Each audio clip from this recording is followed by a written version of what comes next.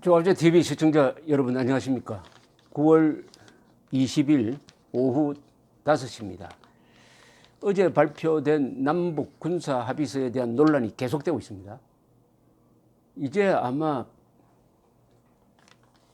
쇼에 속았던 국민들도 제정신으로 돌아오지 않을까 생각되는데, 문제는 언론이 이 문제의 본질을 얼마나 정확하게 전달하느냐는 겁니다. 조선일보나 문화일보를 보는 독자들은 알 수가 있는데, KBS, MBC, SBS 등 친여 언론, 선동적 언론에 빠지면은 뭐가 잘 됐다, 사실상 평화가 왔다, 핵 문제 해결에 진전이 있다, 우리 민족끼리 잘해보자 하는 이런 감상적 분위기에 빠져가지고 후회할 날이 올 겁니다. 어제 있었던 남북 군사 합의문은 너무나 소름 끼치고 엄청나기 때문에 이게 과연 어떻게 굴러갈지 아주 가슴이 철렁 내려앉기도 하고, 또는 갈 때까지 가보라는 식으로 자포자기가 되기도 하고, 화가 나기도 하고, 냉소적이 되기도 하고 그럴 겁니다. 무엇보다도 국민한테 보고도 하지 않고 국민의 안전과 관련된, 특히 이 수도권에 사는 2,500만의 안전과 관련된 부분에서 크나큰 양보 또는 포기를 했다는 사실이죠. 문재인 대통령은 취임 선서를 어겼습니다. 대통령 취임 선서를 어겼습니다. 국가의 독립성, 계속성, 국민의 자유를 지키겠다는 그런 선서를 어제 어겼습니다. 이것을 어떻게 수습을 할지, 이것이 어떻게 과연 실행이 될지, 실행이 되려면은 정전협정을 관리하는 유엔군 사령관의 동의가 있어야 되는데, 과연 미국이, 유엔군 사령부를 실질적으로 지휘하는 미국이 여기에 동의를 해줄지, 그리고 실천적 단계로 들어가서 북한과 과연 약속이 이행될지, 무엇보다도 북한이 이것을 지킬지, 안 지킬 때 어떻게 감시를 할지, 어떻게 검증을 할지, 이런 것 다 생각하지 않고 해보자, 일단 구멍을 한번 내보자, 이런 식으로 접근을 했는데, 첫날부터 발표된 직후부터 이제 문제가 터지기 시작했습니다. NLL을 사이에 두고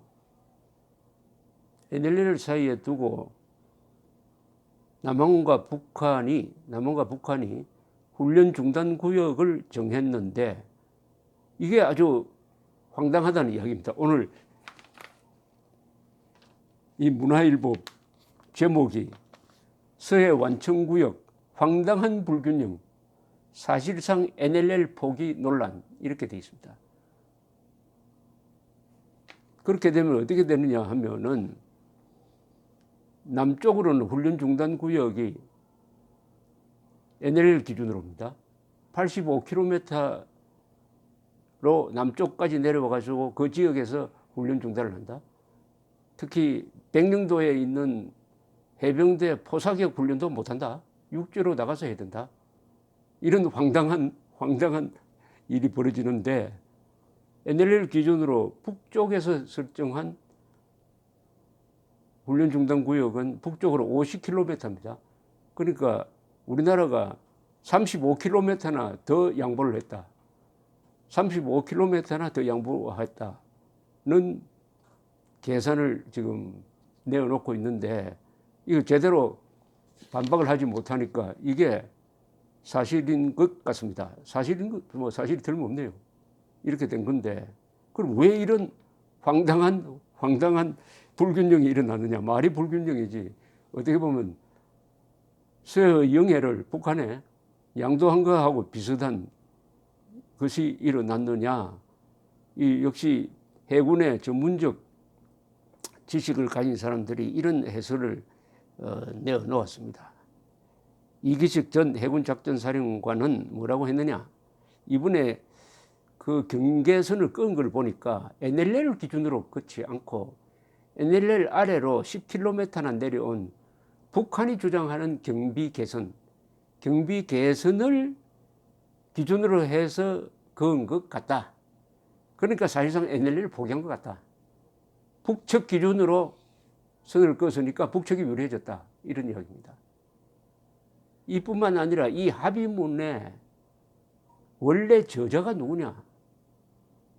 북한이 불러주고 한국 측이 받아 쓴 것이 아니냐 하는 인상을 주지 않을 수 없는 것은 이 내용이 거의 다 수도권의 안전을 위협하는 내용으로 되어 있습니다. 수도권의 안전을 위협하는 내용으로 되어 있다는 사실입니다. 서울은 휴전선으로부터 약 50km, 평양은 휴전선에서 160km가 떨어져 있으니까 등거리에 걸쳐서 뭐 비행금지구역, 훈련금지구역, 포사격 훈련 등등 금지구역을 만들면은 우리가 일방적으로 불리해집니다.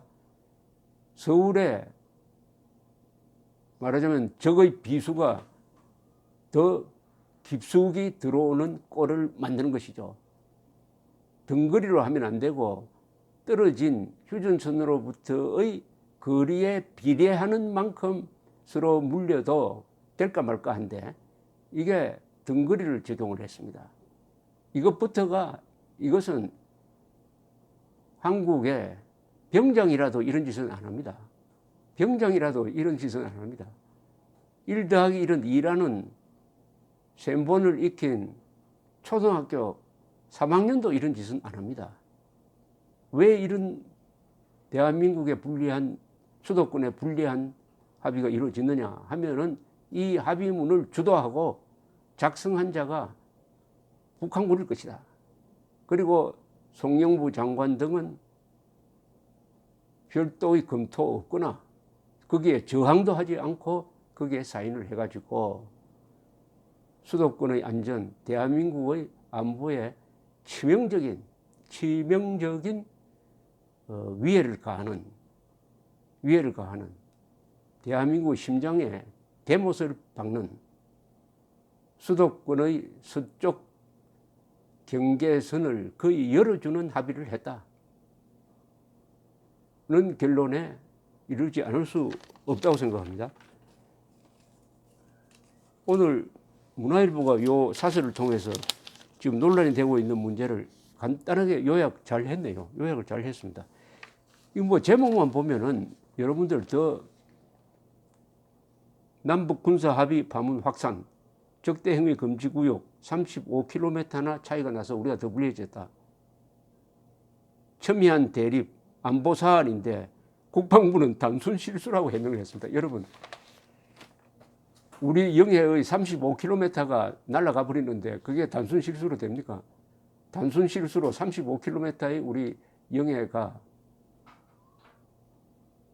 북한 측에 유리하도록 선을 긋는데 이게 단순 실수입니까?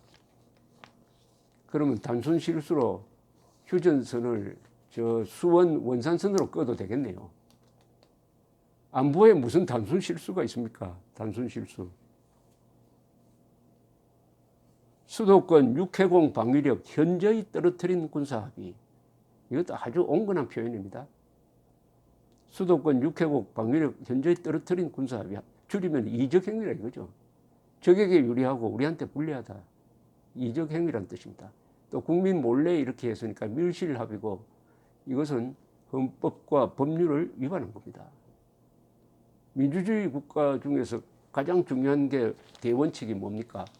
민주주의가 1215년 마그나 카르타로부터 출범할 때 2대 원칙이 있었습니다. 세금을 낼 때는 국회의 동의를 받아야 한다.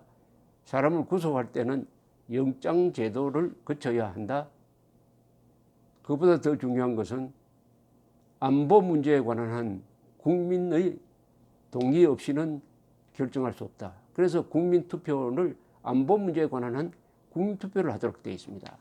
이것은 국민투표를 해야 될 사안인데 느닷없이 몰래 남북 간에 밀담을 하더니 김정은에게 유리하고 5천만의 국민에게 불리한 이런 걸 내놓았습니다. 이걸 내놓고 평화가 왔다라고 선전을 합니다. 이 내용의 핵심은 북한의 핵무장은 이번 평양회담의 총결산은 이렇습니다. 북한을 사실상 핵 보유국으로 인정한 겁니다. 두 번째, 핵 위협 없는 한반도라고 함으로써 한미동맹 해체에 대한 묵시적 동의가 있었다고 판단됩니다. 그런 상태에서 재래식 군사력 부분까지 대한민국이 결정적으로 불리한 합의를 했습니다. 그래서 남북 간에 1대1이 돼야 되는데, 북한이 핵을 가지고 있지만 우리는 재래식 군사력이 압도적이다. 1대1이 돼야 되는데 이번 회담을 거치면서 1대1이 아니라 2대0이 되어버렸습니다. 2대0이 되어버렸습니다. 골키퍼가 그냥 문을 열어줘 버렸습니다. 상대방이 두 골을 넣도록 그러면 가만히 있어 버렸습니다.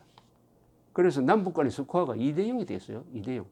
북한이 재래식 군사력에서도 유리하고 핵무기를 갖고 있고 골키퍼가 우리 편이 아닌 거예요. 골키퍼가 우리 편 골키퍼가 아닌 거예요. 문재인, 송영무 이분들이 골키퍼인데 대한민국의 골을 지키는 게 아니라 김정은 골문을 지금 지키고 있는, 김정은 골문을 지켜주면서 트럼프로부터 날라오는 공을 막아주는 이런 역할을 지금 하고 있습니다. 그러니까 북한에는 골키퍼가 둘이에요. 김정은과 문재인. 대한민국 골키퍼는 없습니다. 없어요.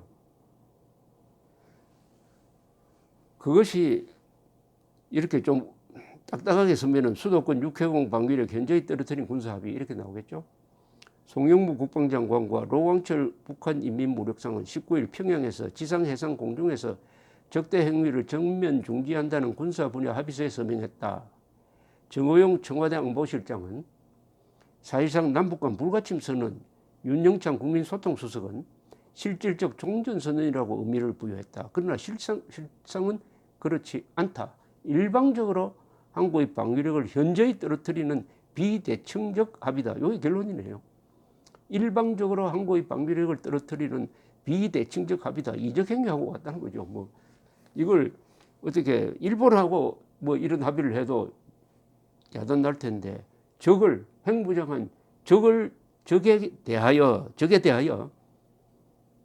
한국의 방위력을 현저히 떨어뜨리는 비대칭적 합의를 왔다고 하면 이건 이적 행위입니다. 이걸 막 의도적으로 했다면 반역이 되는 거죠.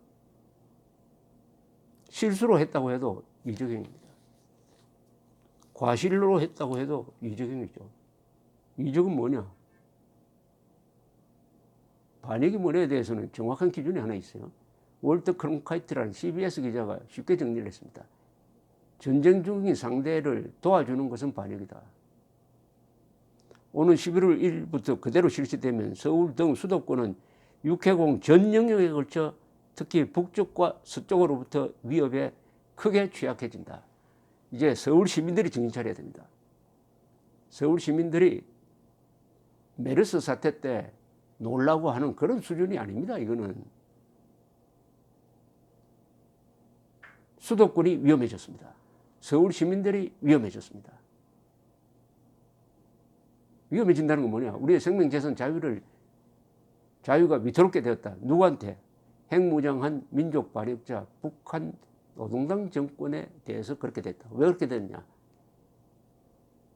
문재인 대통령이 김정은에게 유리하고 대한민국 국민에게 불리한 합의를 했기 때문이다. 이렇게 되는 거죠.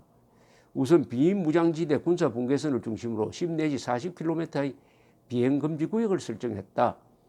정찰 활동과 공대지 미사일 사격 등 훈련도 금지된다. 무엇보다 전술 정찰기와 중대형 무인기 전력이 사실상 무력화된다. 6.25 전쟁과 도끼 만행, 연평도 포격 등 모든 기습 공격은 북한 도발이었다는 점에서 방어수단인 정찰 전력을 공격수단이냐 치부한 발상부터 문제다. 우리 모든 전력은 수비형으로 되어 있는데 마치 북한을 친다고 치부해가지고, 그러니까 강도 사건의 주인을 강도로 규정을 해가지고 뭘 못하게 만들었다, 이런 이야기죠. 핵미사일 발사에 대응하기 위한 킬체인 등 삼축 체계까지 흔들린다. 수도권을 겨냥한 340여 문의 장사정포 감시에도 구멍이 뚫린다. 이런 합의를 수용하려면 최소한 장사정포 후방 이동이라도 관철했어야 했다. 둘째, 서해와 동해에 완충지역을 설치하기로 했다. 서해 북방 한계선 일대 남북 145km 구간을 평화수역으로 만들어 해상기동훈련 등을 하지 않기로 했다. 그런데 NLL 서쪽 끝을 기준으로 북쪽은 50km만 올라가는데 남측은 85km나 내려오게 된다. 덩거리 원칙에 어긋나고 등면적 원칙에는 더 큰 불균형이 생긴다. 훨씬 더 심각한 문제는 서울과 수도권의 옆구리가 비무장화하면서 북한 기습에 무방비로 노출될 수 있다는 것이다. 셋째, 한미 안보 동맹보다 남북 군사협력을 앞세우는 것으로 비친다. 남북 군사협력도 말장난이죠. 북한에 대한 남한의 굴종이죠. 이번 합의는 대부분 위엔군 사령부 및 주한미군과의 합의가 필요한 사항이고 그들이 찬성하기 어려운 부분도 많다. 정부는 협의 여부에 대해 얼버무리고 있다. 남북이 봉쇄 차단, 항행 방해 등을 협의하기로 한 것도 해상 봉쇄 등 국제사회의 대북 제재를 허물겠다는 의심을 자초한다. 군사 분야 합의는 철저히 상호주의를 적용하고 상호 검증이 보장돼야 하며 다른 분야의 신뢰 구축에 후행하면서, 그러니까 다른 분야의 신뢰 구축보다 뒤늦게 가야 된답니다. 정부와 군 당국은 미국 측과 협의해 합의 내용을 시정하거나 방어력 보완 조치를 미리 마련해야 한다. 그렇지 않으면 이번 군사 합의는 너무 위험하다. 서울 시민들이 너무 위험하게 되었습니다. 감사합니다.